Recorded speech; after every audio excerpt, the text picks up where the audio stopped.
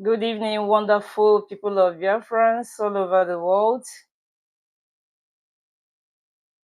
I welcome all the viewers from wherever you are joining us from. We are live on Biafra Television Europe. I am Nwada Jovista Chichi. Dear wonderful people of Biafrans and viewers, today here we are going to have a very important guest whom will be joining us on the studio. And also brother Mazi Patrick Ikem will also be joining us shortly. We are live here on BTV. You can download your BTV on X. You can download it on Facebook. And you can download BTV on Instagram. Today is the second day of August 2024.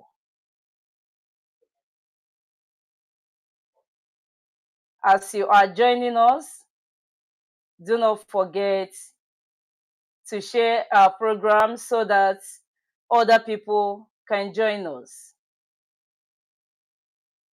We want to appreciate our technical director who is always there for us. And before we invite our guests to the stage, I want to tell Biafrans that our last broadcast with Mazi Chinasaworo on the 27th of August 2014, that something happened immediately after that program. That program was taken down by Facebook. But thank God for IPOB family that reacted immediately. They were petitioned by the appropriate channel, and after all said and done, the program was restored because BTV never went against any of Facebook community standard rules. And we appreciate that they respond to our petition. And today we are here again to continue pushing for disintegration of zoo and for freedom of Biafra. Once again, I am Nwada, Jovista, Chichi. And now joining us in the studio is our important guest who has just arrived, and he is going to introduce himself to us. Mazi, you are welcome, and good evening from here.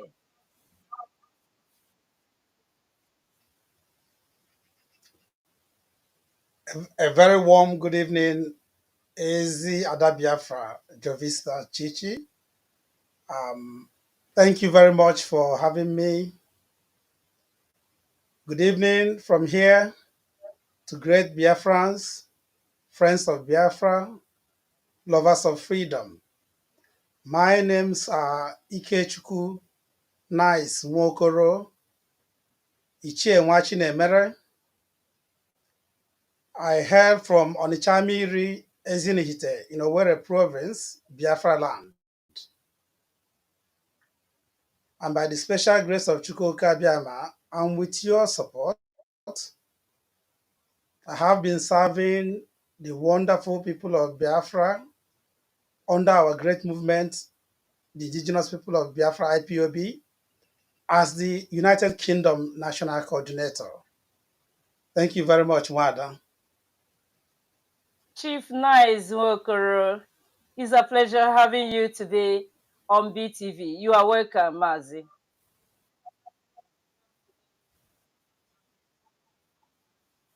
Thank you. All right, Mazi, as we are here today, So tonight, Biafrans have been the waiting to hear from you.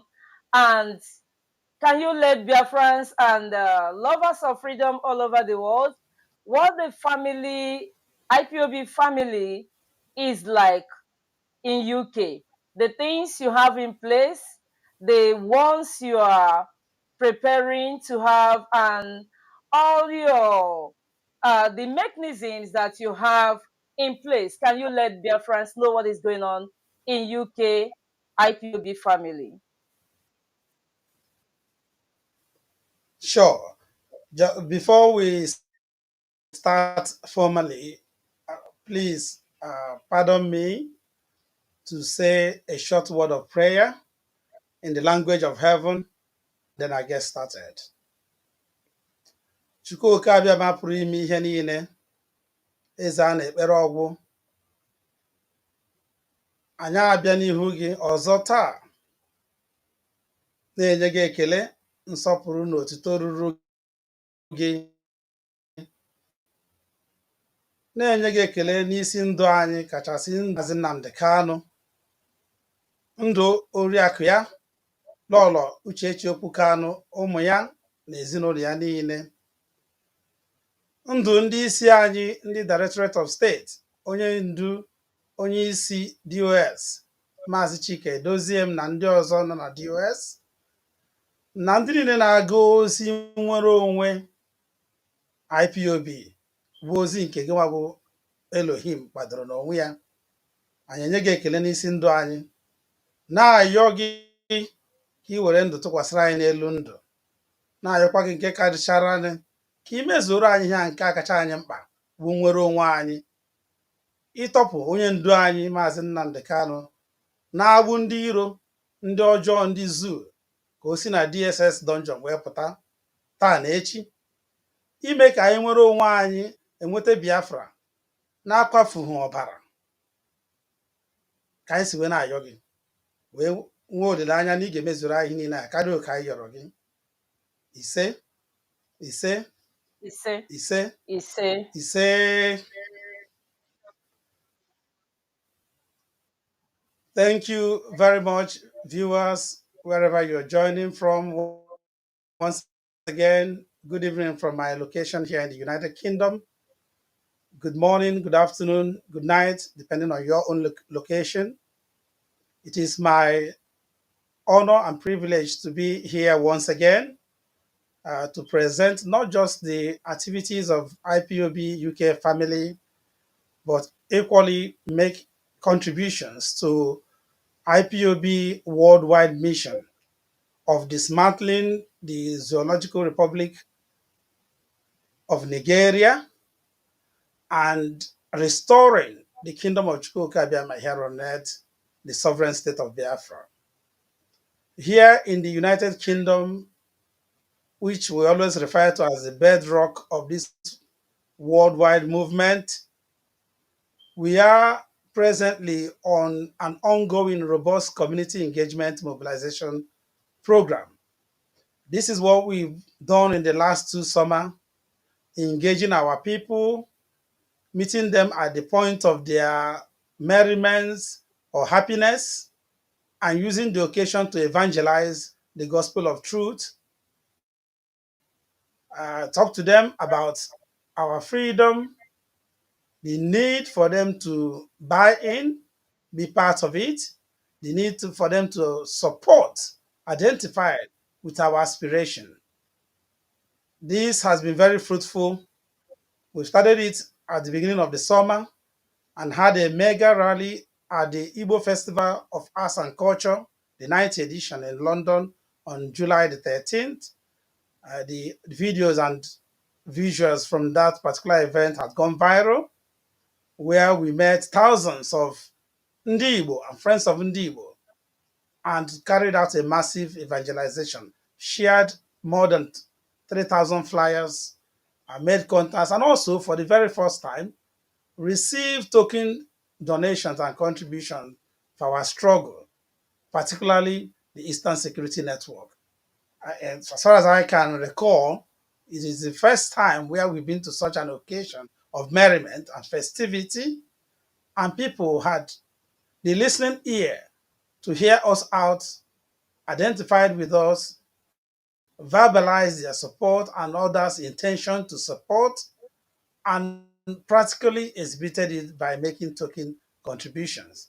A lot of people have been signposted to our website and other outlets where they can interact further to be part of this struggle. Because we strongly believe that a strong or robust community engagement and mobilization is a veritable campaign, not just for us to raise awareness and education and enlightenment, but to prepare ourselves for the inevitable, which is the Biafra referendum that will usher in our great nation.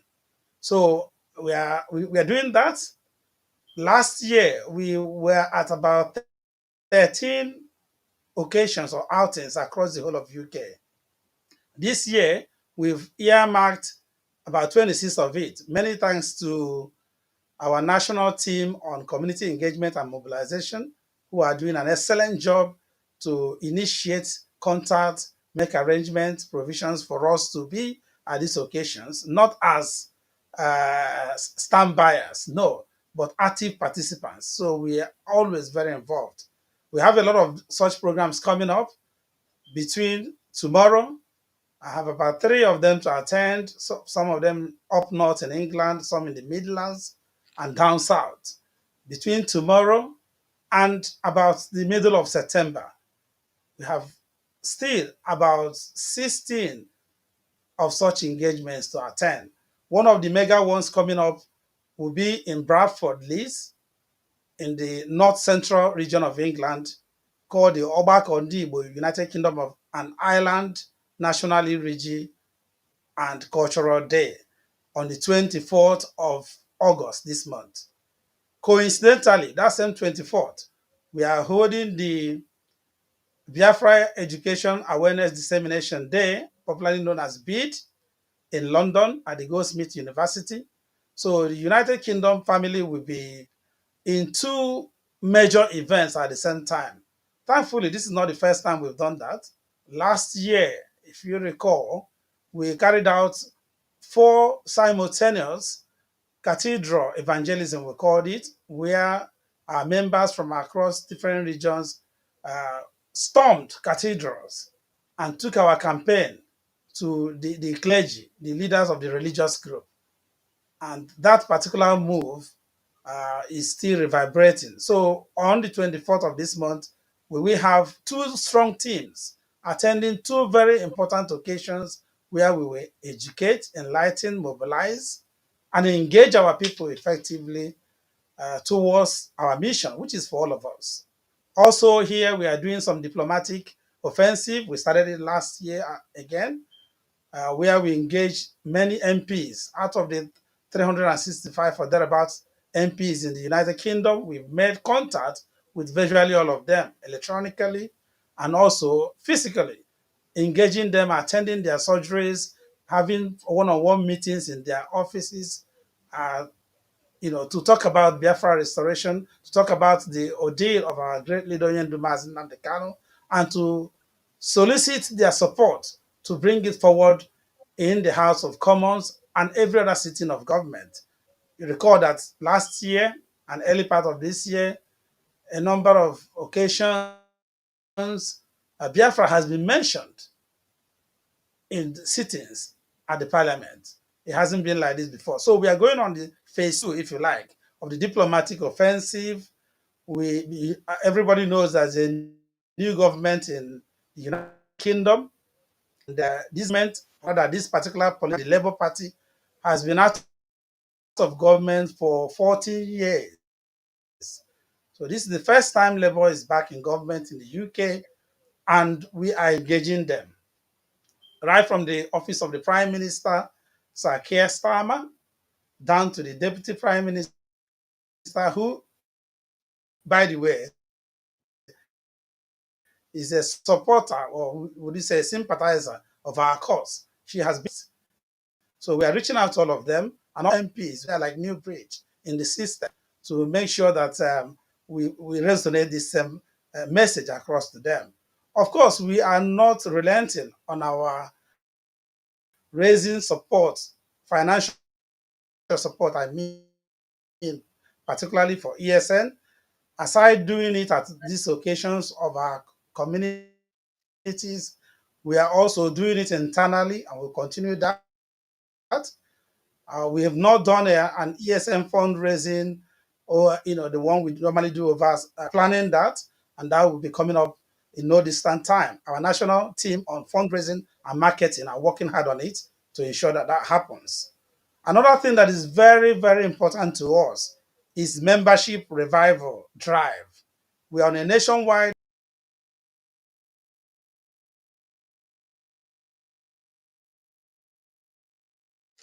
I think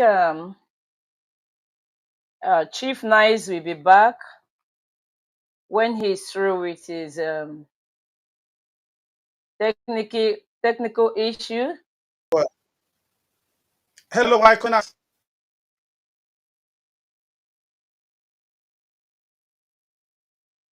As he's battling with this technical issue, we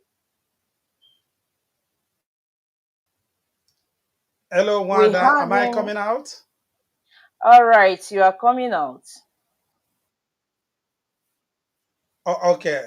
Apologies for that technical hitch. So, just a quick roundup of where we are, as you rightly asked me at the beginning. I was talking about our nationwide membership revival drive, which has begun in earnest.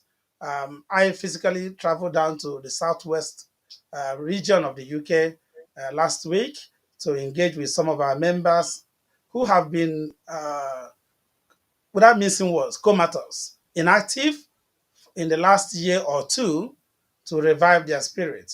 We are doing a very diligent work to ensure that these people have genuine reason or an excuse, if you like, why they have not been as active as they ought to be. And we are also doing internal process of vetting and screening to ensure their loyalty is still intact, to ensure that they've not been compromised. Let me make this categorically clear here. There is no room for any confirmed or verified auto criminal in our struggle. I think Mazi Chinasanworu made that abundantly clear in the last broadcast. So I want to reiterate it. There's room for that. And we are not in any shape or making contact with such people. We are also not in any way, shape, or form making any contact to people are referred to as renegades without any inclination to disrespect. That is people who have been suspended or expelled from this great movement by our leadership for some indiscipline or indiscretion.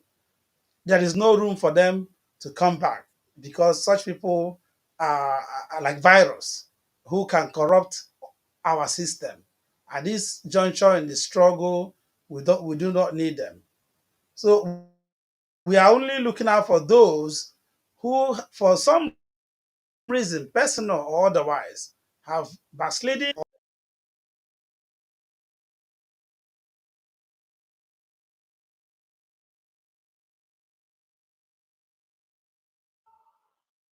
All right, as Chief Nice is trying to sort out his technical issue, our great brother, the gentleman Mazi Ikem Patrick, is here with us. Mazi Ikem, you are welcome to the studio. Thank you very much, Nwada. It's my pleasure to be here once again this evening. And unfortunately, I didn't join at the beginning of the program, but I have been following activities uh, for the past 20 minutes or thereabout. And I feel great to be here with you guys. It's my pleasure to be here. I also want to say welcome to the program. I'll be your part of the host of this program. So I want to say, Biafrans, welcome to this evening, 2nd of August 2024, and it's 21:07 in my location, which is 8:07 in Biafra land. It's my pleasure to be here, Nwada. While we wait for Nice Nwokoro to join us, we have seen the achievements he has counted uh, for the IPOB United Kingdom, things that they have been able to achieve within this period of time. And we'll be asking questions in those regards. Not Let's not forget in a hurry that when Mazi Nnamdi Kanu was renditioned from Kenya back to Nigeria, the United Kingdom, like every other IPOB all over the world, different IPOB families had different issues with different individuals trying to put in their personal interest and all that. And at some point, UK was a hotbed for this crisis. And some time ago, I've also hosted Chief Nwokoro on BTV to find out how he was able to manage the situation. So we'll be looking at all that this evening, and I believe that most of our questions also will be going directly to some of the things he has pointed out as achievements, and would also be asking to know how the UK family is fending. Nwada, it's my pleasure to be here. Thank you so much for joining us. Chief Nice, I don't know if you are okay or do we continue while you try to. Sorry, I can't hear Mazi Nkem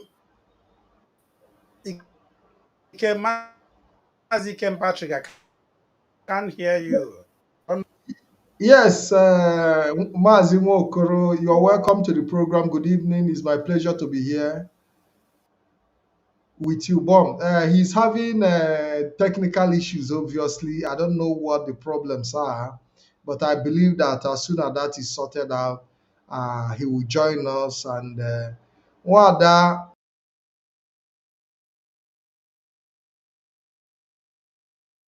All right. As we continue, we can see that IPOB family in UK has been doing very crucial job to make sure that IPOB is intact. We can hear when he said or mentioned about their diplomatic moves that they have made.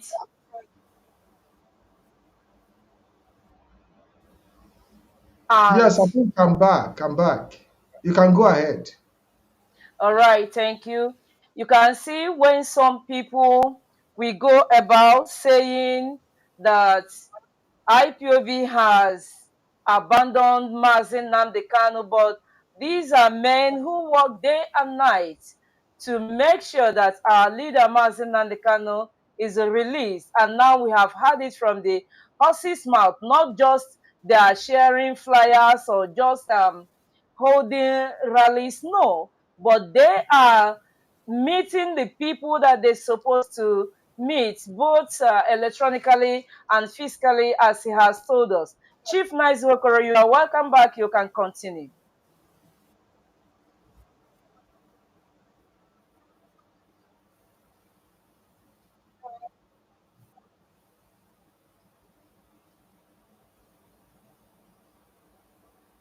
I think that Nice Nwokoro is having issues with his network, unfortunately. Um, I hope that he is able to sort that issue out as soon as possible because we need him to do justice to this discussion of this evening's program. And I hope that the technical director will take note. Uh,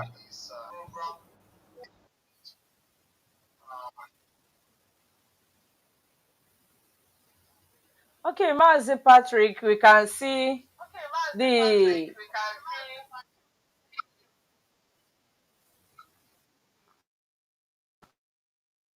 Are you getting me clear? yes, Nwada, I have decided to mute as a result of echo on the background. So I don't know. I Yes, think it's the because of technical echo. director need to take a look at the connection to be able to sort it out. Because I think that Chief Nwokoro have been able to go in through another system from what I'm seeing. So the technical director should be able to resolve this issue as soon as possible so he can rejoin us back in the studio, please.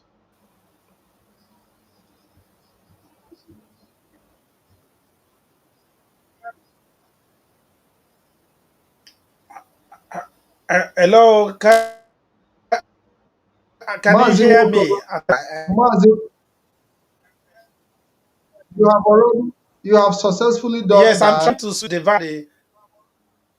I think you have successfully done that, but the technical director need Okay, to bring you on and take you out from the former. Okay, so I think that the technical director have to take care of the situation right now. Thank you very much, Nice Moko. Welcome back to the yes, program. I think the one of my devices probably has a low bandwidth, or I don't know whether it's from your end. I'm not sure, but I had to switch device. So if I'm coming out better on this device, You are coming may out. I You are continue on coming it, out, please? Mazi. You are coming out better on your new device. Can you please switch off the former one and go Oh, out of it? okay.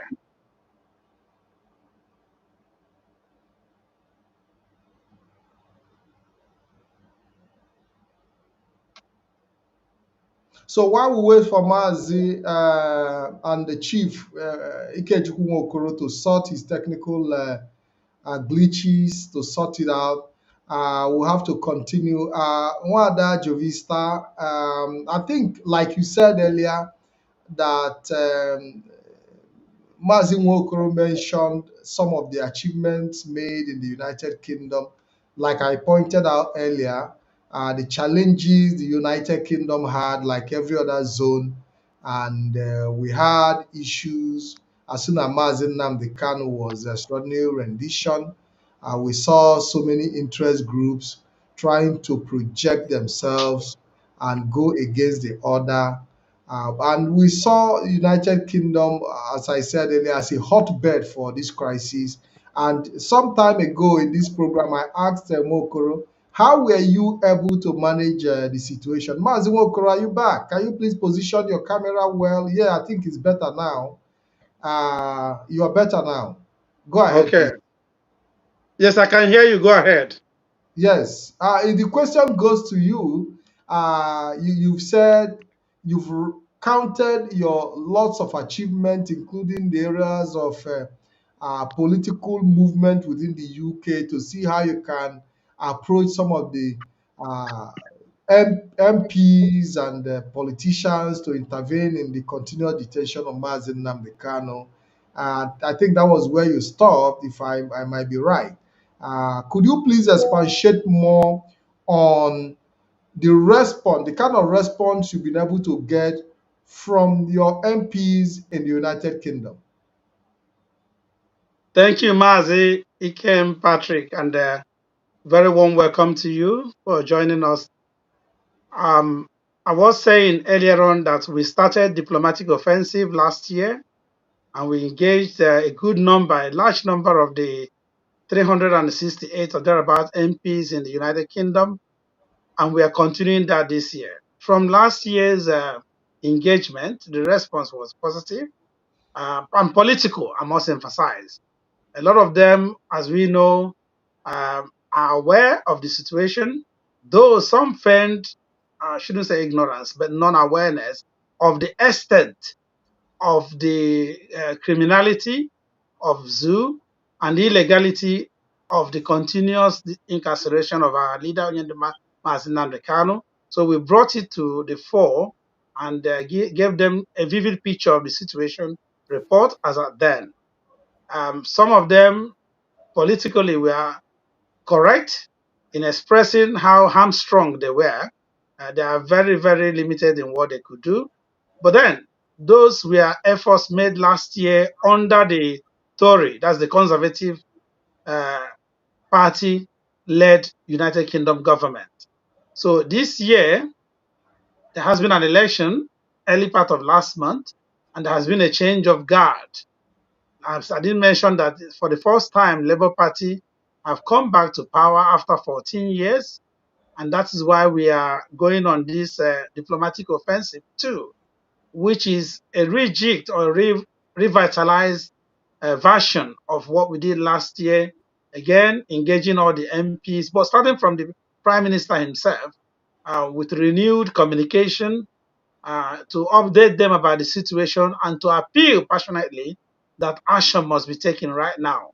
There are a number of MPs that are new to the system, and we think that most of them are young, vibrant people who can relate more to us. So we are on it, and that's what part of the things we want to achieve this summer, alongside the community engagement and mobilization, which I've described earlier on. So I think before you joined us, I was just talking about the efforts we're also making internally to revive our membership through a very robust drive we are making across the nation to awaken zones, regions, individual members that have fallen asleep or have backsliding due to one reason or the other, personal or otherwise. I've also mentioned here that we are being very meticulous and systematic in this approach so that we don't bring in any virus or people who will corrupt the system that we're rebuilding. I mentioned that there's no room for any confirmed or verified author criminal.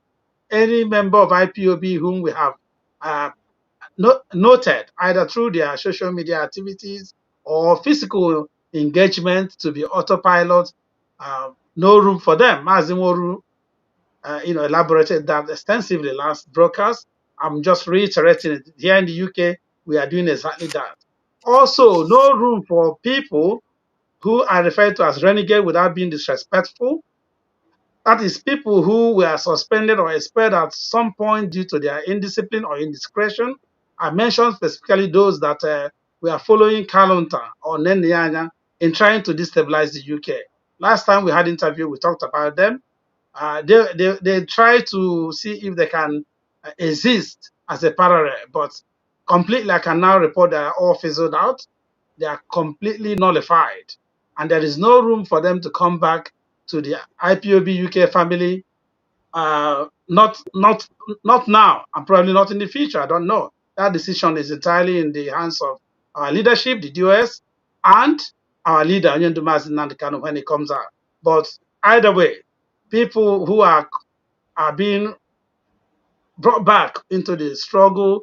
We have also barriers of vetting to ensure that we don't. They're going to be on probation, of course. The zonal coordinators or the regional coordinators will carry on supervisory contact with them from time to time, and we will make sure that they do not come back into principal officers' position, not in the near future, so that we will safeguard this great family and movement here in the United Kingdom. Mazi, you are very correct when you said that the attack was focused on the UK at the very beginning of this infiltration. They thought they can capture the UK, and once they did, in their thinking, they would have probably captured IPOB worldwide. But they fell so flat on their faces, and they will continue to fall. Thank you. Thank you very much. Nwada, do you have any question or contribution as regards to the analysis of Chief Nais Nwokoro? Of course, I will always have. And that's why we're here. These people, we call them also renegades. They try to do this in the whole of Europe because we know that they did it in Europe, they tried in Italy, they tried it in Germany. But to the glory of Chukwu Abiyama, they all hit the wall, and IPOB is still standing. They tried it in America, and we know that today that America is getting back to their feet. And today we no longer hear from them, neither from their post nor by their radio station nor by any outlets. They have all fizzled out, they have been defeated, and IPOB is still standing. And we appreciate all the national coordinators in Europe entirely for doing this great job, for making IPOB to remain one family and to continue pushing ahead for freedom of Biafra and freedom of the black race. Chief Nice Nwokoro, thank you for a good job. Well done. And thank you for the one you are going to do in future. We also see your rallies. We always see you as a person in all the rallies that you people have been attending. And also the beat is also is creating big awareness concerning Biafra. You people are doing a marvelous job in UK. Thank you and well done to UK IPOB family. Thank you, madam. All right. So from there, I think I have a question, another question from there, from your explanation. Um, we can see what is happening today. That when Mazi Nnamdi Kanu was initially kidnapped and extraordinary rendition back to Nigeria, we saw or we heard I mean, very strong voices that were accusing the leadership of selling Mazi Nnamdi Kanu. These voices were harder and harder that people were thinking that, oh, this could be true. And you see, subsequently, such voices continue coming. At a time, they died low. And now, again, something has happened, and we have started hearing such voices accusing or trying to paint it to the world that now, if an Igbo man dies, that IPOB begin to jubilate, which never happens in the history of Igbo, that an Igbo man will die and Igbo man will be mocking the demise. So I'm speaking or bringing the question because of the demise of Senator Ifeanyi Oba. You know, then now the media, the Nigerian media outlet is trying to carry that IPOB is mocking his death. And we are hearing these voices of these renegades trying to make it to look like, oh, it is IPOB. We are seeing videos everywhere. They try to put pictures that Mazi Nnamdi Kanu actually may be speaking from court or DSS dungeon, trying to let the world know that Senator Ifeanyi Oba died because probably he supported or planned, or as they accuse him without evidence, that it was his jet that was used to bring Mazi Nnamdi Kanu back to Nigeria. Mazi, has Onyendu ever made this thing clear to Biafrans that Ifeanyi Oba is not part of the people that planned his kidnap or brought back to Nigeria? And how do you see it that, or how do you see that IPOB that will be mocking Senator Ifeanyi Oba as they're trying to push the narrative? Thank you, Nwada. Let me start this way. Death as a necessary end is a universal debt everyone owes. It's very un-Biafran to mock the dead or celebrate the demise of anyone, let alone a fellow Biafran, regardless of their character or your understanding or estimation of their personality when they were living. The moment they are dead, we customarily we pay respect. We remain solemn. We are reflective. We are remorseful for the soul that is departed. And on that note, I join our great leader, Mazi Nnamdi Kanu, and all well-meaning Biafrans to say, may Chukwu Abiyama show mercy and receive the soul of our great sons and daughters that have gone to the great beyond in recent time. People like them, Onyeka, Golden Voice, Onwelu, Dr. Ogbonnaya, Chief Emmanuel Chukwuemeka Iwuanyanwu, Senator Ifeanyi Oba, and others.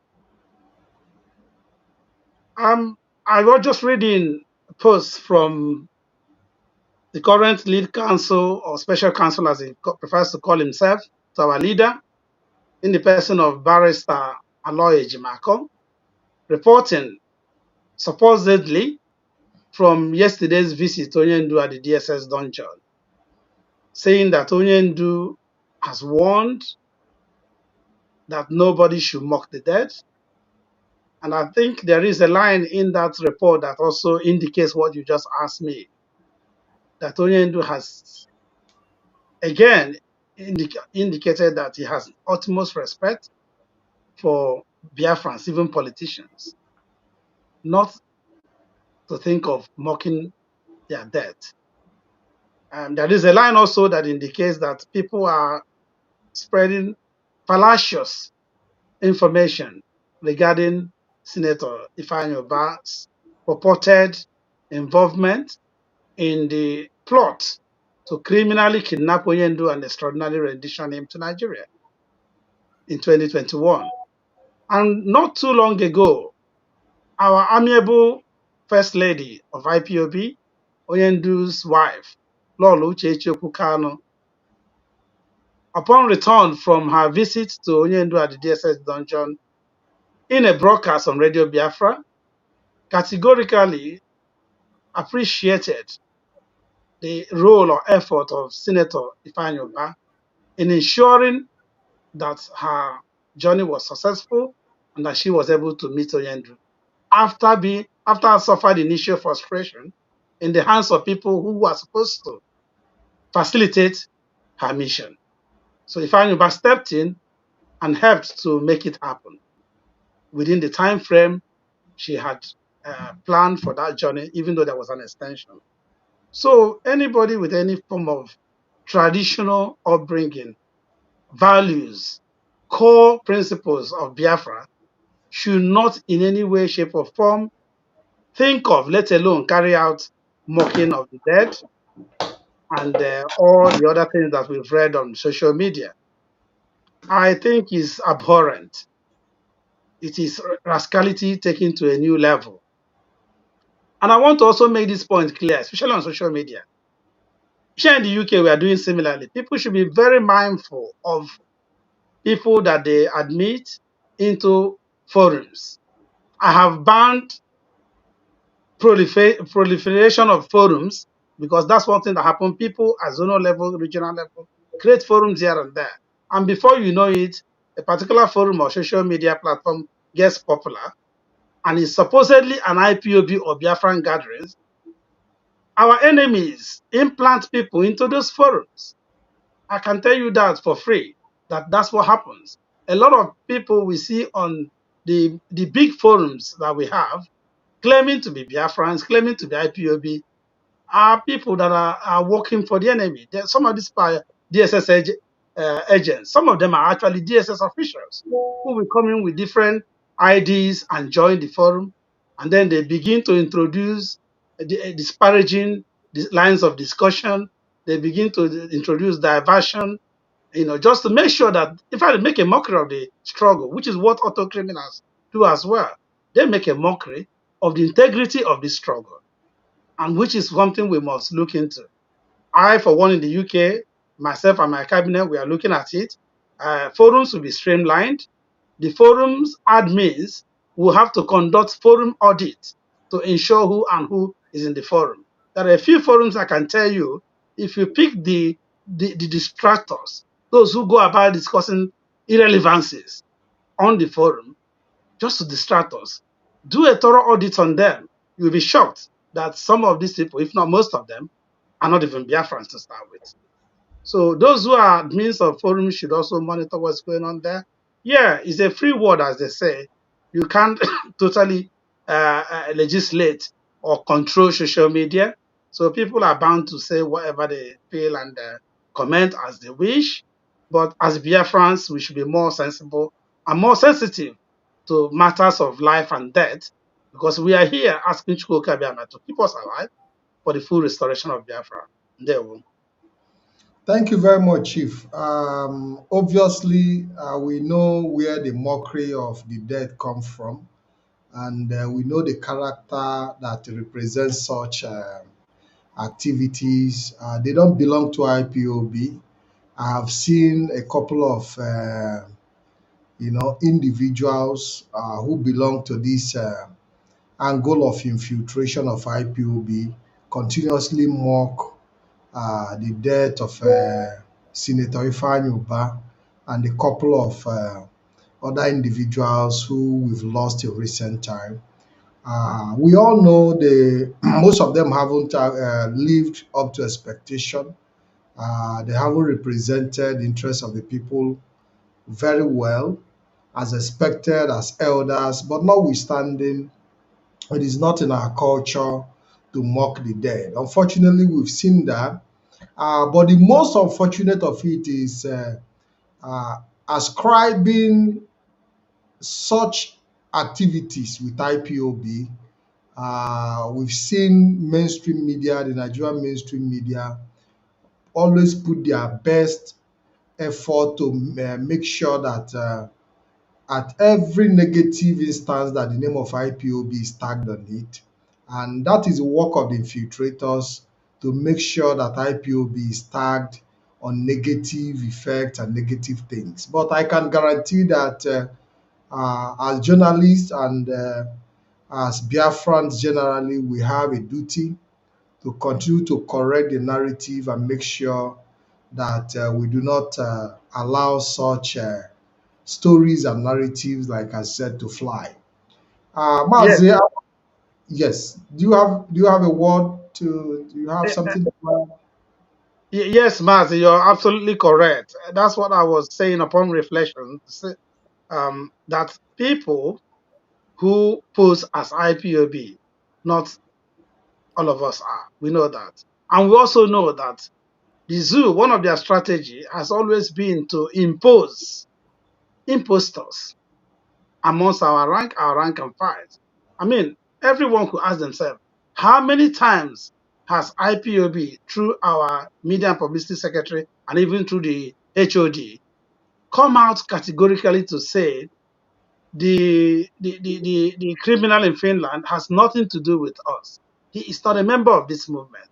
But down in the zoo, you still see government officials, high-ranking government officials, making official press conferences or releases referring to the criminal as leader of faction of IPOB. They know there's only one IPOB. They know that IPOB is one big But family. Mas, do There's you no know that faction. even someone who, do I say, parade himself, I'm sorry to use that word, as a legal team, even Yeah, use that word, the exactly. So I'm faction coming to of that. So IPOB. this is a very, very highly syndicated plot to continue to give us bad name, look for phantom evidences against Onyendu because they have none. So they keep on saying that people who are not IPOB are IPOB. Unknown gunmen, which today the world has seen, I engaged a few people, some of them were my university mates back in the days, who are now confessing, you've been right, you've been saying this consistently for over a year, that this unknown government, I said to them that it's purely unknown government. It is agents of the APC government, and they try their hardest to paint such criminals as ESN, as IPOB, even when the evidence is stacking in our faces that these people are not. IPOB has no involvement in criminality or illegality. But the government spends huge sums of money on such propaganda, negative press issues, and some respectable journalists, highly placed editors in chief and members of editorial board, of course, receiving brown envelope. Key into this. So regardless of all our best efforts to correct this impression or narrative, they keep on reintroducing it. In Igbo, I say, "Ashị gba afọ ya aghọ eziokwu, arụ ala gba afọ ya aghọ omenala." That is the tactics they are deploying. Keep on saying this lie, telling these lies. Keep on pushing this narrative that is false. Someday, they hope that it will become true. But because we are ordained by Chukwu Kabiama, their lies will continue to fall on their faces, and they will be continuously exposed. So that's what we are seeing. Like you mentioned, some of the Lego people who should know far better, trying to say XYZ is IPOB. Everybody can also be IPOB. No, everybody cannot be IPOB. Every true Biafran is a Biafran. but it takes a divine calling. It takes a different proportion of mentality and disposition to be IPOB. So everybody cannot be IPOB. Mazi, thank you so much. And as they continue to throw these stones on IPOB, you can even see the ongoing nationwide end hardship protest that as they continued also to target on IPOB, even when IPOB and all the Igbo has made it clear that we are not involved in your protest, yet they hang it on IPOB, they hang it on P2B, they hang the B movement, the obedient movement to be the same people as IPOB, and they continued and continued and continued until now. We are seeing the heavy militarization in the southeast, even when we are not involving ourselves in the ongoing protest. You can see for Yes. 3 days now how the southeast has been heavily militarized. So, Mazi, do you think that there is any need for such heavy militarization of Igbo land or southeast region? Of course, there is none, and everybody knows that. But it's also a known fact that Biafrans, not just in the Igbo, but in the Igbo in particular, have become endangered species in our own space, in our own climate. They don't even need a provocation to unleash mayhem on our land. This started with with the government of Buhari, where at every point in time anything happens, it is almost like a declaration of state of emergency in Southeast Alibo in particular. So it is very clear. IPOB has made this abundantly clear many times that when it comes to zoo politics, including protests, we are indifferent. We are not participants, let alone active participants. All we are asking for is referendum to extricate our people and our land, Biafra, from the evil contraction called Nigeria. So we are not involved in anything that has to do with zoo politics and zoo government. But they won't listen, or rather they listen and pretend they don't hear, and they continue to find every avenue on earth to tag IPOB to any form of criminality or illegality, to see the slightest loophole or as opportunity to unleash mayhem on our people and commit massacre and continue to to expand the genocide agenda. So this is what I think is playing out in this protest. Let me also say that the zoo protests, I wish them all the best, but it's a mockery of a protest. One, the fact that it was scheduled and there were promos and publicity jingles for a protest, that is not the typical the strategy for protest, especially in Africa, let alone Nigeria. And then he gave the criminal government of Tinubu the opportunity to loot a lot of funds in the name of organizing protests against protests. I mean, there are very ridiculous things going on. You are spending huge sum of money to rent crowd and hire people, lobby celebrities and all that to stop a planned protest even before the protest began. And then before the protest started, you already profiled a particular ethnicity or nationality and targeted them for genocide or pogrom. You're already saying, oh, this one is the one planning the protest. How do you know who's planning it? How do you know who's going to be involved in the protest? Ndị have said they have nothing to do with it. They have organized their own form of protest, which includes merriment in bars and clubs and also other social gathering. And they're telling you, this is the protest we are doing. We are not part of your street protest. But you are targeting them. You are prepared to go down to their bedroom to kill them on assumption and suspicion that they are sponsors of a protest that is happening elsewhere. What I see in the zoo is There's a lot of hunger, but not much anger. This whole thing playing out with this protest have shown that, you know, people are hungry, but I don't think they're angry enough to take the bull by the horn. Referencing what happened in Kenya with the Gen Z and the way their protests went, spontaneous, sporadic. These are the traditional natures of protests. When I was a student in our activism day, I was a vice president of NANS, National Association of Nigerian Students. We do not take 3 weeks to plan protests. We do not take 3 months to plan protests and do publicity jingles and all the razzmatazz. You're already building up for failure. So what people are expressing on the street is the hunger, but not enough anger.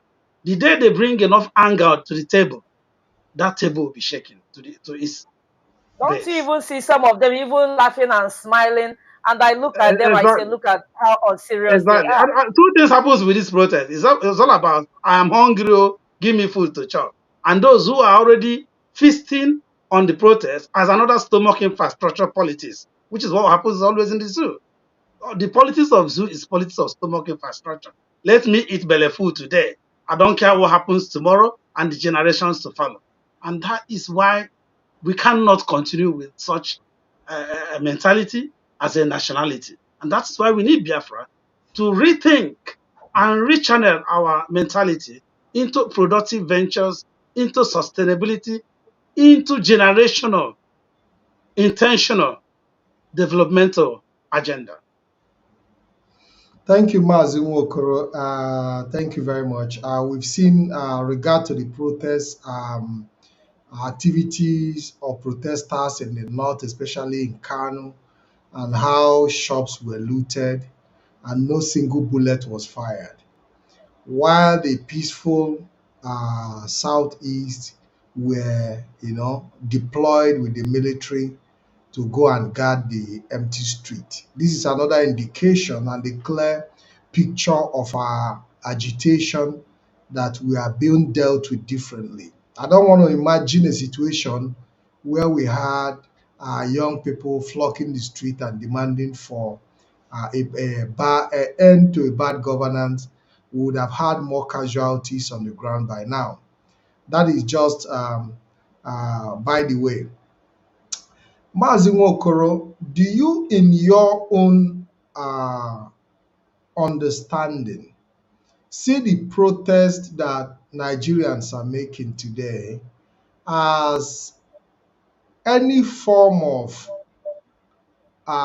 agitation that can grant them the possibility for freedom as a people? Because I posted that Nigerians are slaves who are protesting to be fed. Do you see this protest as a protest that will grant Nigerians the freedom you think they deserve as a people? If I'm brutally honest, this protest is an exercise in futility. I've already highlighted its methodology and the procedure that they have set up to achieve, well, what I don't know what the aim is. If you look at the hashtags, even you get it's a bit convoluted, very confusing. Hashtag end bad governance in Nigeria. It's a mouthful, and at the same time, is it realistic? What are they? And what is bad governance is an endemic system. If you want to end something, just make it sharp and sweet. End Nigeria. It's short and simple. Because you cannot end bad governance in Nigeria with Nigeria.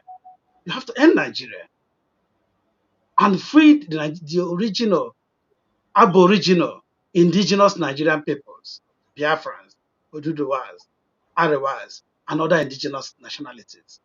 Nigeria has to end. It has already expired in 2014. I've said this on many occasions. Nigeria is dead. What APC came to do after 2014 is to conduct an extended, elaborate postmortem or funeral service of a dead country. So all these how many years from 2015 to today, you are just massaging a corpse, rubbing its balm, spraying some some expensive perfume on it and telling people don't worry, it's going to rise up. So this protest, without sounding disrespectful to the initiators, organizers, or whoever is doing it, it's nonsensical. It won't change anything. And then going to your prologue about the disparity in even the protests, the high-handedness of the government officials, of the military, on the protesters, where there are a huge number of people protesting, it has become relatively peaceful, at least without casualties on the side of the protesters. But where there are a handful of people who still feel they need to, because it's your fundamental right to protest anywhere, even though Ndibo declare we are not protesting, IPOB is not indifferent, we're not involved.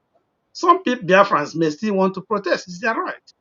And then a few people come on the street in Biafra land and they are mowed down. They couldn't have been mowed down without the express approval and collaboration of the chief security officer of the individual state. Like what the idiot, the bloodsucker in Imo State, Hopeless Uzodinma is doing, is every time there are things like this, they tell him, go on, go on, go on, finish them. He will target a particular people. If it's not Olu zone, it is a Okigwe zone, it's a Were zone. And then all his enemies, he will use the opportunity to send innocent you to death. So this must stop. These governors as chief security officers must be held accountable for the criminality that is happening under their watch, under their noses. Now, people, we cannot go. At the end of this protest, I've just taken a statistical overview today, and I know the numbers are not realistic, but there may be a lot more than that. I've counted scores of dead people already on this protest. It's only day 2 today. If they are really serious, there are still 8 more days to go. And naturally, protests build up. It shouldn't come down. If you start protesting with 10 people, you are not going to go down to 7 or 8. The next time you come out, you'll be 20. And that's how it builds up. So if they are killing people, if you do the mathematical extrapolation, if they are killing at this rate, imagine what will happen at the 8 or the 9 or the 10. NSAS will be a child's play. And that is going to be NSAS times 72 or whatever number across the federation. That And sounds pro the large bulk of the casualty will be in Biafra land. But we must say no to this. Enough of all this extrajudicial killing, especially of our youth, at every time. And the governors will never render any account. There will never be any inquiry. Nobody will be charged for this murder. And they just walk away as if it's the life of chicken or birds that they're taking. This must stop.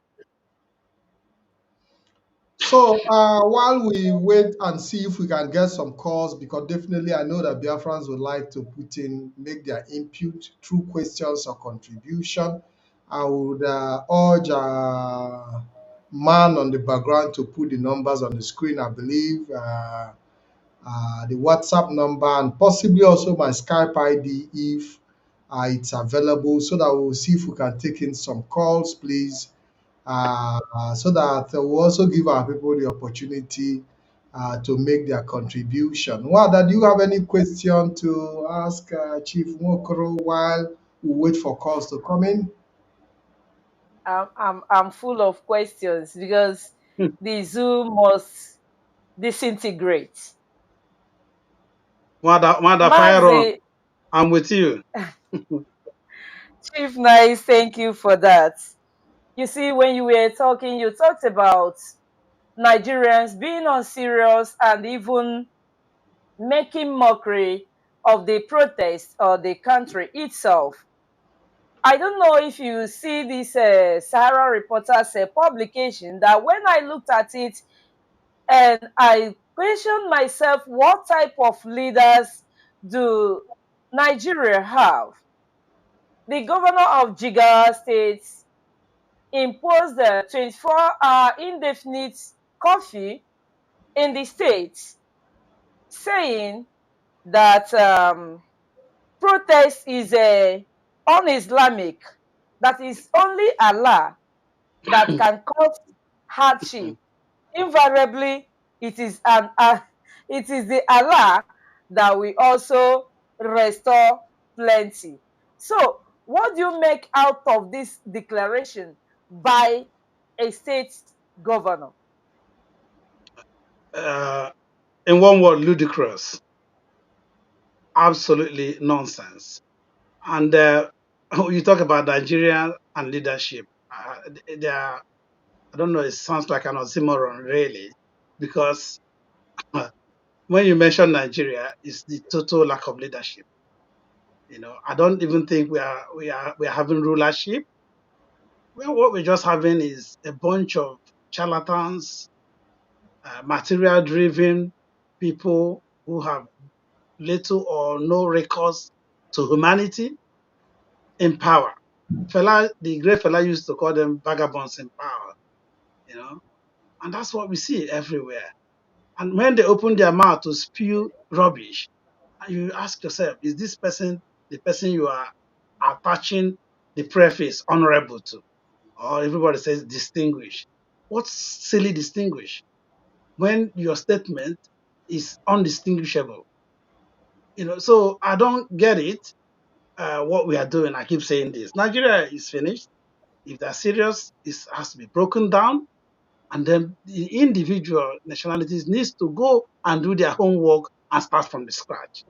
All this patching they are doing just to loot resources and then to use impunity to cover it up, using impunity to dress criminality. That's all they're doing. So the Jigawa state governor, whichever one you talked about, I read a lot of these things and sometimes I just laugh at. And there are human beings living in that space, tolerating all these things till eternity.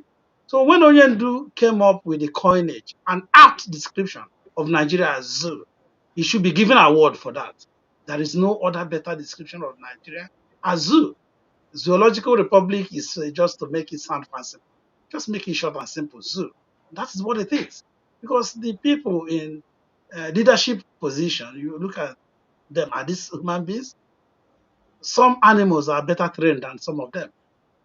And then the people that are led themselves, accepting all this nonsense, defending them even with their lives, and you ask yourself, are these also human beings? So, well, all we know that there are creatures, organisms populating the whole space. And all you can call them is animal, I'm sorry. And then and the whole enclave is zoo, where one animal feels stronger than the other, and the rules of the jungle prevail, and that they do whatever they like. The survival of the fittest. Absolutely. Yes, just for a short input while we wait for calls to come in because I'm beginning to get some calls already. What you've seen in the statement of the Jigawa state governor is a clear example of how religion is being used as an instrument to hold the people down. When you look at the political setting in Nigeria, everything have always been accosted to God. Uh, Even when an election is rigged and someone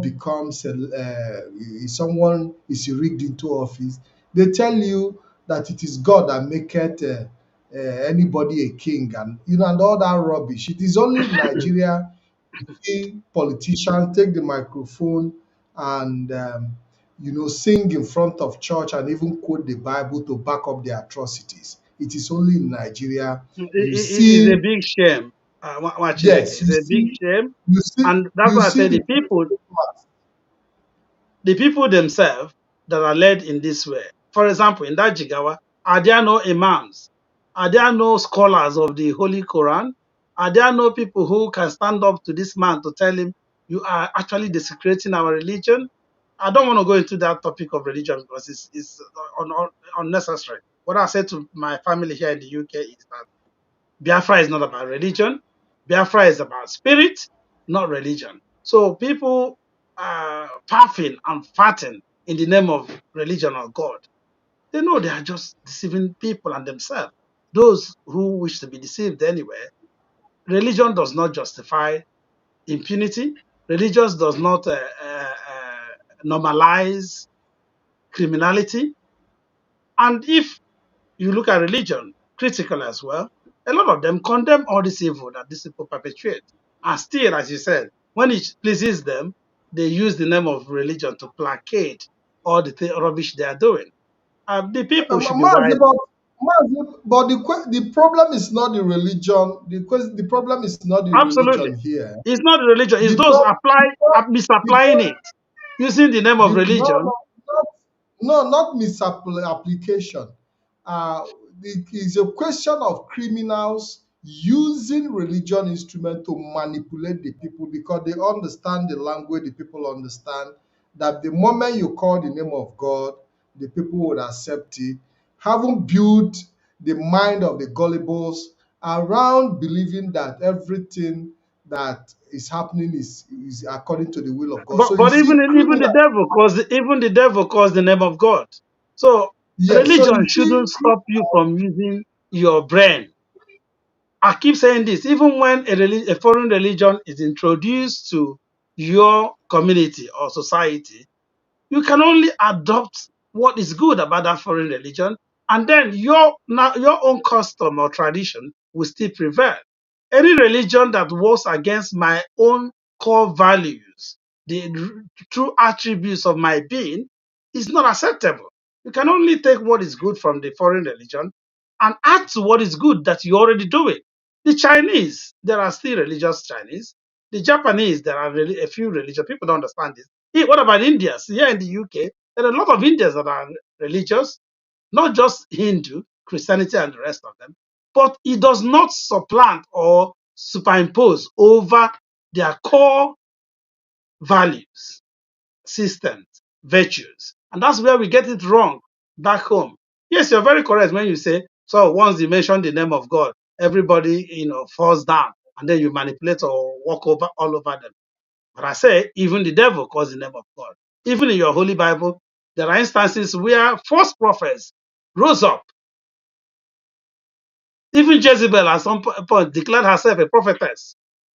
Did it stop her from her wickedness? So our people should be wiser. It's not about religion. It's about spirituality. It's about morality. The point is this political class using the religious instrument to manipulate the gullible Well, masses of course, that's by religion and making politics, as they say, by is one anyway, making especially by in the zoo. by by by trying to push their political responsibility of building infrastructure, of building good road, of making electricity available, making water available, pushing this responsibility to God, making their gullible followers and their citizens believe that their failure is the will of God and is as a result of how God wants it to be. This is the point. Let's take a Yeah, call you're from. very correct, but that is a slap Mazi, to before Chukwu we take Kabiam. that call, please let me emphasize on something Yes, before before you take that Nwada, call, please. before you move in, let's just take this caller because I know more calls will be coming in, and let's not occupy the caller's time. Then while the caller finishes, we can also go back to the issues of discussion and analyze them. Hello, caller. Welcome to the program. All Good right. evening. Your Yes, name and where Mazi. you are calling from, Yes, please. Mazi. Are you hearing me all right? I believe the voice is coming out clear. Can you please confirm from your end, Mazi, Chief Nwokoro and Nwada Jovista? Can you hear him? All right. Yeah, he's coming loud and clear. Yes, loud and clear. Good evening, Go Wachineke. ahead, caller. Good evening. My name is IkeChukwu and I'm reaching you from the Netherlands. I greet you, I salute you, Mazi, Ikem, and Nwada Jovista, and your guest, Mazi, nice Nwokoro. I see your handwork like our presenters have said in the presentation. We see your handwork in the UK, and we are glad that you didn't let you. I mean, under your watch, UK is still waxing strong as supposed to be, because it was where our leader was when IPOB was set up and so forth, and IPOB Europe and especially UK, have been very good, strong side of IPOB, and we urge all part of the world, US, UK, Europe, Asia, Africa, this is time for Biafra. So thank God we are still strong and going forward. So Mazi Nwokoro, I'm very glad, to have followed this, your presentation, because our people say that, and even the Bible says that from I think he's out of the line. I don't know if he's going to call back.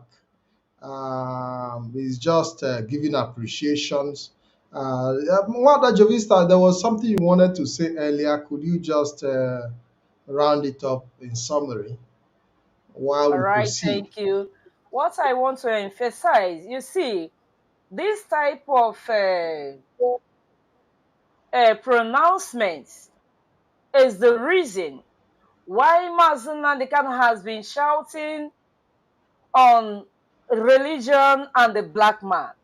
And this is why IPOB see it as a point of duty to correct all these ills and errors about religion.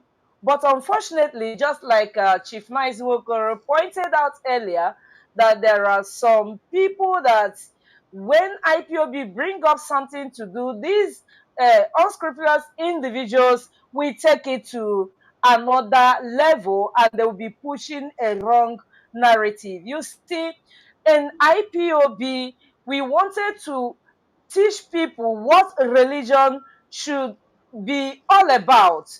It shouldn't be someone using your brain, you being out of your mind. But very, very unfortunately, that these uninformed class of illiterates, they took it to become abuse of people's rights. So they took it to become hatred. They took it and they used it to cause so many troubles in so many angles in IPOB. You see, how can a human being wake up and tell other beings that, oh, it is God that has caused a hunger, let us bear it until God restore our land?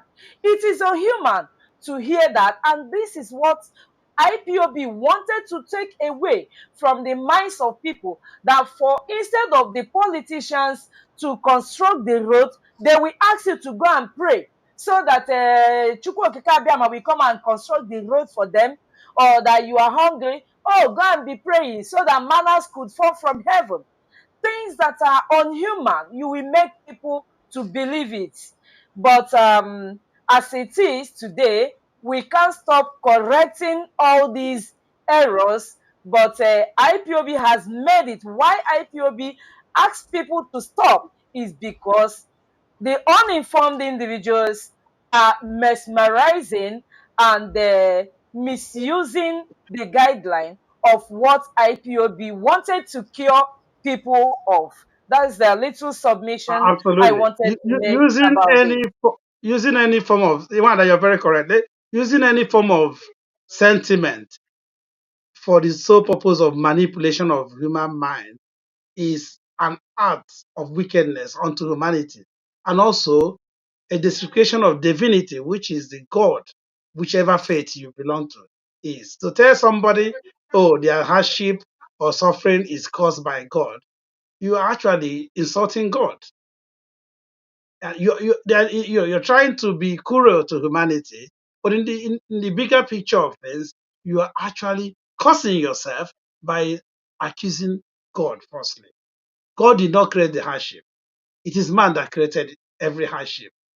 All the manipulation here on earth, I do not believe for 1 minute that God has caused it. The government of the day, the rulers of the land, the so-called leaders, put up these systems, wicked systems, I call it, to manipulate and orchestrate evil. And sometimes, as you say, they use religion. In the zoo, whenever election is coming up, it is a mixture of religion and politics, isn't it? So you can hardly separate the two. But in more civilized clime, for example, Europe here, United Kingdom where we live, religion has no place in politics directly. When the UK went to polls, nobody's asking you your faith. Even if you complete some forms for the basis, it's optional for you to state your faith and other things like that. So it has no real basis, and that does not mean that the people are not people of faith. Some of the people in these more developed nations, I mentioned Chinese, mentioned Japanese, I mentioned Indians, are people of faith, which you call religion, but they use their God-given talent and skill for good, for productive purposes, for solving human problems, not creating more problems. The unfortunate thing is back in our place, which is now the in thing, people are using religion, Christianity, and any other religion to cause problems instead of solving problems. Mazi, can we please divert a bit from this discussion on religion? I want us to face certain specific issue. Let's talk about a specific issue here. And there is an audio I would like to play. Let's listen to this audio. Then I will now be able to, ask my question as regard to this audio because there is a young man at the protest ground crying about hunger. Let us listen. The price of fufu up. The size hunger. Hungry is a film festival. They wire me hunger they wire me. The price of fufu up. The size hunger. Hungry is a film festival. They wire me I don't know if you got the audio. Yeah, it's something I said. There's a lot of hunger, less of Okay, anger. no, Mazi, that is not even the point I want to make. This is a young man, maybe possibly in his early 20s, and these are Nigerian citizens by whatever connotation, whatever cohesion. Now, the question I want to ask you, Mazi, the chief Nwokoro, a country that does not have the capacity to feed its own citizens, a country that lacks the capacity. Just hold on because I'm having a call, and that call is interrupting my transmission. Sorry, guys. Am I coming out? Yes. Now, because I want us to look at it from completely a different perspective outside the religion, and let us look at it from a perspective of a country or a nation as acclaimed uh, that cannot feed its own citizens, that lacks the ability and the capacity to provide for its citizens. Does such a country deserve to exist? If you ask me, the simple answer is simple word no, no. And as we keep saying, the country called Nigeria has not been programmed to solve human problems. People come to political power instead of addressing socio-economic problems, which is the crux of the matter, deviate to other things, create more political confusion, and leave the whole place in a mess. Look at today in Nigeria. What started this whole protest, I mean, it's not all, but the one of the major factors that started the protest is about the cry for increase in minimum wage, isn't it? The minimum wage is not even a living wage. The so-called 70,000 in naira that the government proposed the other day, do the conversion of the rate today in pounds, is less than 30 pounds or 35 pounds, thereabout. And then you ask yourself, that is not even a day's wage. It's not even you can't even survive on 30 pounds a day. And this is what the government is proposing, as they have done the people a favor. Oh, we are moving you from 30,000 naira or 35,000 naira to 70,000 naira. Therefore, oh, Jagaban, on your mandate we stand. A whole lot of nonsense. The economic indices have not even been taken into consideration. 30,000 naira maybe 10 years ago what is the purchasing power? And then 70,000 naira today, what can it get you in the market? Nothing, basically. The labor itself, or rather the protesters, are demanding 250,000 naira as their own living wage. If you ask me, that should be the barest minimum. But as we said here, people are lining up to collect, we hear 10,000 naira or even less, to protest against the protest.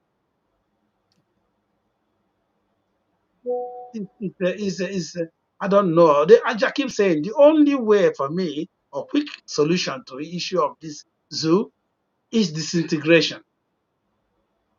Just break the goddamn enclave down into manageable sizes until we learn what leadership is all about, until we understand what management is, and understand the interrelationship between leadership, management, and administration. And then, of course, you use good national orientation, as we said, education, enlightenment, awareness, to change people's mindset, to tune it into the right channel, as we said. Stop blaming God. Stop sleeping in churches. Stop thinking that your solution to your life is religion. It is not. But that does not mean you shouldn't be religious or be people or a person of faith. It's just that we are getting the priorities wrong and misplacing every of the parameters, putting them in the wrong places. The leaders are capitalizing on that to manipulate the people because they know the people have also got it wrong. It's like mathematical equation. The moment you start with the wrong process, you end up with the wrong answer. It's like you're computing, they say, giggle, garbage in, garbage out. It's what you sow that you reap. The bad government you're trying to end is because there are bad people, bad electorate. They always say that the people deserve the leadership or the government they get. If you're not happy with it, then change it. Changes is not by coming to shout, hunger, they wire me, give me a fufu, abado, blah, blah, blah. It's just drama, another theatrics on the street. That's what Nigerians are known for. When I lived in Lagos, when I worked in the media in Lagos, we used to say, the whole Lagos is a theater of its own. It's drama. You just need, back in those days, there weren't smartphones like we have now. Mazi, You just but need to have a smartphone and you start your production every corner. yes, but Mazi, I think that out of that drama comes that real expression of the true feelings. And my own interpretation and the question I asked you earlier is, if a country cannot feed itself, that a country that cannot feed its own children, a country that cannot provide for its own children, does it worth existing? Because what It we've had doesn't. But it doesn't. The in answer this is no. in this audio might be dramatic, but it is the reality of the day. And the question is, when you have your children as a country coming to say they are hungry, like a father that cannot provide uh, uh, for its children, the Bible says it's worse than infidel. So, as long as Nigeria is concerned, as it stands today, as a country, is worse than infidel based on biblical prescription. And such an entity should not exist, because such an entity has become a danger to the world, because we know what hunger can cause.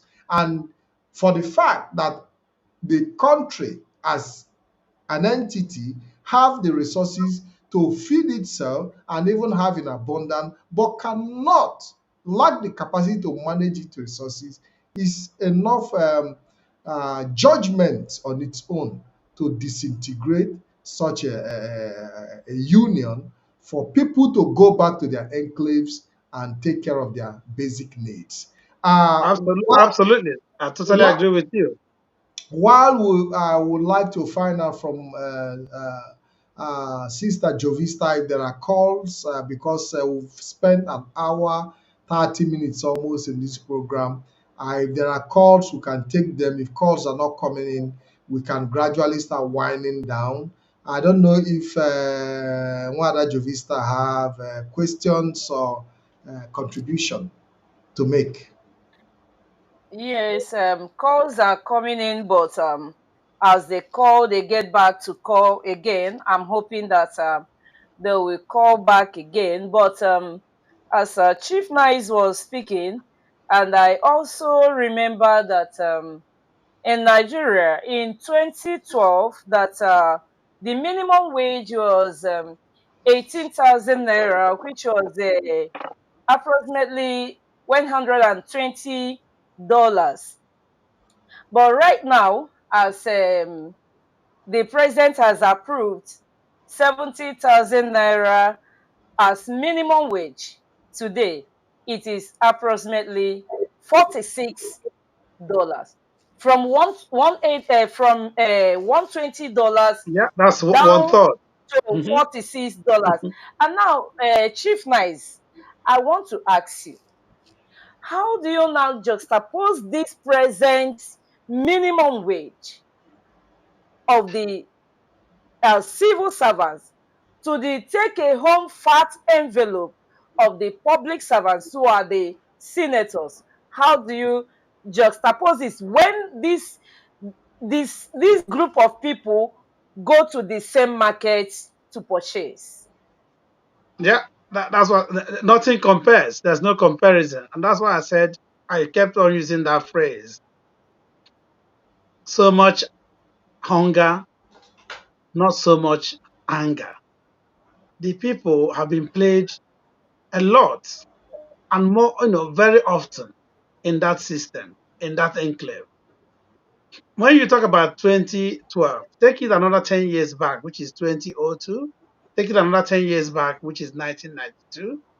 Begin to compare the purchasing power of, just take that same amount you mentioned, for example, $100, the purchasing power of the equivalent of $100 in Naira in these three different eras or decades. Also, compare the quality of life, because there are a lot of things you consider, even when you talk about currency, the money as a medium of exchange. The quality of life, purchasing power. And then you look at the nation on its own. What is its GDP? And the rest of the other economic factors you can look into. Then you begin to realize that Nigeria is going down and down and down. A country that is so rich in oil, crude oil, for that matter, that has capacity to produce probably the highest in the world, if not regulated by OPEC, now cannot even produce anywhere near the figure of smaller countries. They can't even produce to give to the refinery an individual built. After their own four refineries, we are man-made dysfunctional. It was just people made sure that those refineries never worked and will never work because they are feeding far from it. So there's a dichotomy. The people, which are the led, and the rogues in government, the vagabonds in power, which are the rulers, the call leaders, there's a large dichotomy. They live in high affluence, and the people live in squalor, abject poverty, almost dying. And they say that a hungry man is an angry man. This protest for me, if it's actually revolutionary, if it's meant to change anything, if it's transformational, it should be a clear expression of not just hunger, but anger, commensurate anger. I think Mazi came this way I was coming from to say, I'm not minimizing the clip or the audio. Of course, the young man was expressing himself and his priority. You have to, first of all, feed to be alive, but it should go deeper than that. The organizers of the protest, unless nobody's actually organizing it, should have a more direct angle or message to it than just saying end bad governance in Nigeria. As I said at the beginning, there's a mouthful. Whereas they actually mean to say end Nigeria. But they're not bold enough to say end Nigeria. Mazi, So Mazi, let Mazi. me just answer the question of Nwada. Yes. There is no comparison the way two classes of people live in the country. The middle class is completely eroded now. There is nothing like middle class anymore. It's either you're rich, that means super rich, or you're just poor or very poor in that enclave. And I don't know how many years it will take anybody down there to climb the ladder. And this is why you see a lot of get rich quick mechanisms or tricks being, flash in people's faces. Oh, you have to do Yahoo Plus, you have to do this other one too, because you want to get rich quick. Because there is no ladder to climb to get to where you're supposed to be. The ladder has been stolen and broken. So it's either you are in the cloud in their heaven or super rich, or you are in the squalor in the ocean of death of poverty. Mazi, since we are still within the ambit of the protest, let us take another clip briefly. Yeah. Then we'll start rounding down, please. The government cannot be enjoying on our behalf. They are buying private jets and people are staying under the bridge. If the vice president says that those protesting for their rights, for their life, for their survival are idiots, then the vice president is an idiot. Yes, if he has the power to call us citizens, not refugees, he looked at us and tell us that we are idiots, then the vice president is an idiot. Because they are building I love this residential one. population for you. We don't have places to stay. Have you seen the amount for house rents? You cannot pay house rents in Lagos. 10 people inside one room. People are suffering. People are hungry. And Ababio, the Senate president, the unfortunate Senate president, is telling us that he will be in the house eating while we are protesting. If we don't ask him, we will ask his children. Our children will ask his children what he has done to us. You are approving budgets of billions upon billions. You are buying jets for the president, and people cannot afford transport fare. That is wickedness. And you still say they should not protest. Ah, wow! Who protests? Day one of the proposed 10-day. And, So, and Yeah, Mazi, tell me that why these lady. people like this are still fighting for better Nigeria. It's insane. And In that is fact, why, Chief, that you young are lady, saying she's a Biafran. She should be a natural IPOB activist if she's a Biafran. This is yeah, what I go through. obviously she is from Yeah, the Igodo Biafra, but they unfortunately they don't identify with this Biafran struggle. But well, you can tell notwithstanding, from her spirit that she identifies. What she's saying to us, all everybody there, is clear. And Nigeria. What of she's saying course, there, she is of bringing the course, anger I talked about to the table. It's not just about hunger, but the anger. And she's a good template for anybody who is part of this protest. If you really want your message to resonate, this is the tone, this is the language, this is the everything you need to present.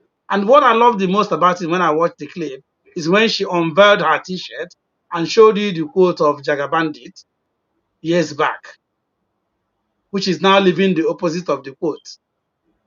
That is spot on, superb. And I can't commend her enough. Thank you, Mazi, for bringing that up.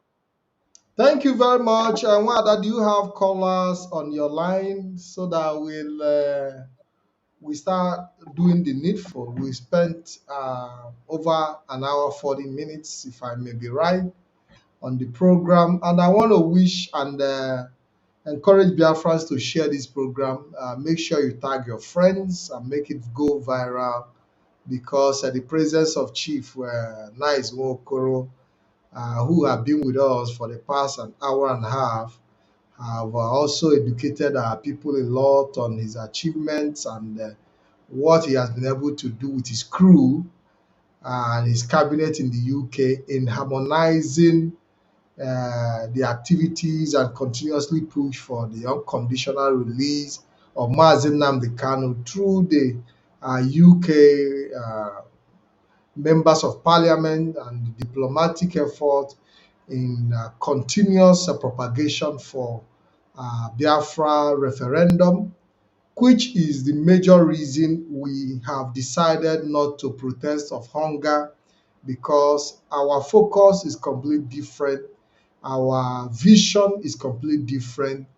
As much as we are still hungry in Nigeria, we have decided to shelve the hunger and go for the bigger fish, which is the referendum, to determine if we still want to remain in Nigeria as Biafran people. And I believe that should be the concern of every Nigerian, every indigenous Nigerian, every indigenous person within the Nigerian contraption to make this demand for referendum to determine if they still want to remain as Nigerians, because as it stands today, our Nigerianism is a forced one and we can no longer pretend about it. Nigeria have failed in every ramification, and we cannot continue to reinforce or identify with failure as Biafran people, because we believe that on our own we have the capacity to feed ourselves and make our basic provisions available for our children and the unborn, considering the fact that we have the natural and human resources to make that possible, and also make a positive contribution to the world. The reason we have remained where we are and we remain stagnant, that we are not contributing, that our talents are not making contributions to the world, is as a result of the amalgamation and the continuously being held down in the contraption called Nigeria. And I can guarantee the world that the freedom of Biafra will bring a new and fresh air to the world politics and make fresh contributions to both global economy and security as it stands in this 21st century. So, Mazi Nwokoro, I'm happy to have you on this wonderful program. Nwada Jovista, I'm happy as well that you made your time. And you also held the line for me while I was away for like a few minutes before joining you. I want to appreciate you for anchoring perfectly well. Mazi Nwokoro, as we wind down, do you have specific messages for our people? Is there anything you are giving us at a take home?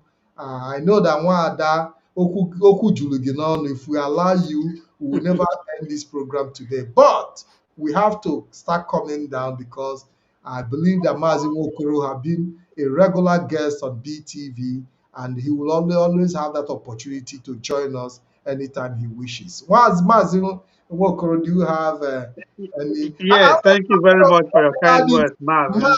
I want to add it, Chief Mazi, so that your title will be complete. Because when we say Mazi, many people would not know that you're also a chief. Let's And so, not but no problem at let all. us Thank not. you very much for your Yes, kind words, Mazi. yes. I want to conclude by saying that restoring Biafra will start with us restoring confidence in the command chain of this great movement, IPOB, that has been ordained by Chukwu Kabiama to restore Biafra.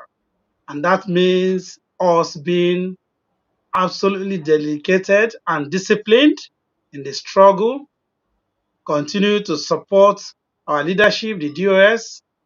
In no time, our great leader, Nnamdi Kanu, will be out. We continue to safeguard this movement.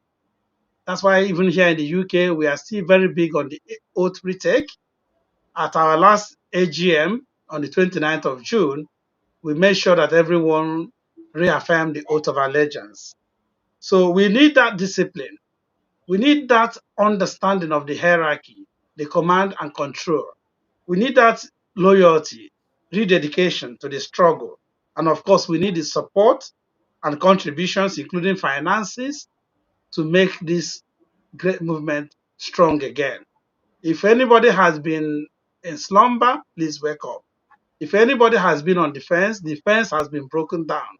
There is no fence again to sit or stand on. It's either you're in or you're out. And as we say here in the UK, there is no room for one leg in, one leg out. I've always told my people in the meetings, if I see one leg in and one leg out, the leg in, I will cut it off because you do not belong to us. So, and on the final note, as we say, remain resolute, which is what Onyendu has always asked us to do. Stay sure. Be sure of who you are. Be sure of information available to you. Be sure of the gift that you are endowed with. And of course, firm your focus. Firm focus on the right attributes, on the right methodology, on the right systems we have in place to restore Biafra. No room for distractions, no room for gossip, no room for sentiments, no room for insubordination. And of course, we must continue. Thank you. Thank you very much. Nwada, over to you. Thank you so much. Chief Nice, I want to appreciate you so much. And I just loved what you said, that there is no more fence. So it's either you're in or you're out. So, and I will say that shortly, that the wall of Jericho is Has broken fallen down. down. Yes. Yeah, so and all the European national coordinators, they've worked towards that, and I appreciate all of them to that. Even in South Africa, I know that soonest we shall also hear good news in from South Africa. So I appreciate your time, your coming, your style of leadership in the UK, because you're a type of leader that leads from the front. In fact, I love the style of all our leaders. Check out our DOS members. Check out our head of directorates of states. He's a kind of leader that always leads from the front. From your last AGM meeting, we saw him. We saw our Lolo there. We saw you and many others, zonal coordinators and regional coordinators and the members of IPOB. We say thank you so much for your style of leadership, for your standing with the IPOB and the Mazi Nnamdi Kanu, and for all the efforts that you have been making to make sure that this present movement restore Biafra. I must say thank you so much. Thank you, Nwada. Then to you, the gentleman, Mazi Patrick Ikem, I must sincerely say I always appreciate your cooperation, and I enjoy you as a colleague because you're a gentleman to the core. Thank you for your intelligence. Thank you for your diplomacy, and thank you for everything you are doing for IPOB and the media. You know, it's not easy. You using your time or joining your work with this very mediary. It is not easy, always running from the office to the studio, from the studio is not easy.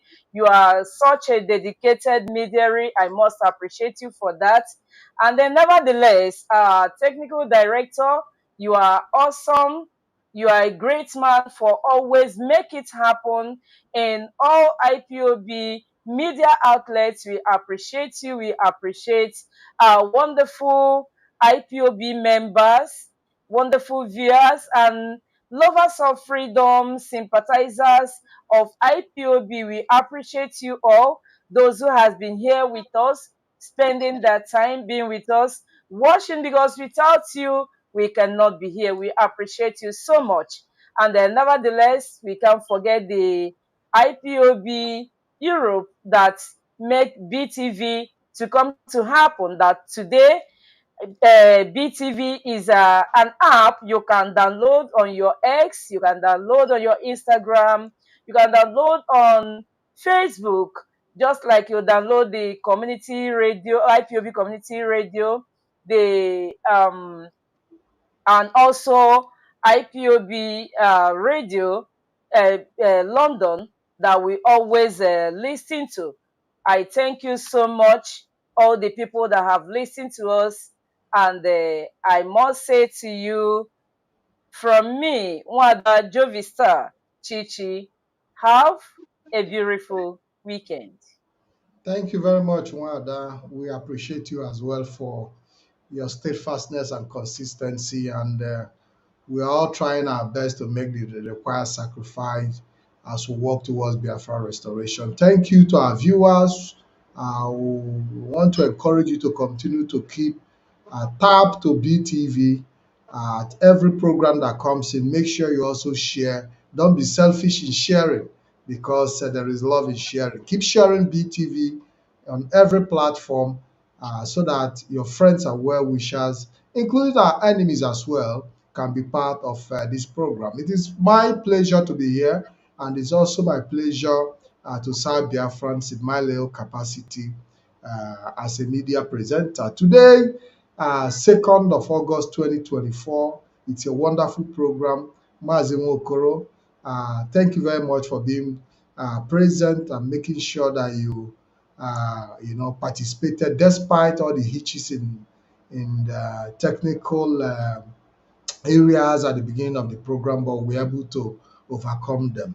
Until we come Thank you your for having me. And from here, good night to great Thank you very Biafrans and much. friends of Biafra. As we come your way next time, stay tuned to BTV, download the app, follow the page, like the page, and until we see again, have a wonderful weekend and God bless you all.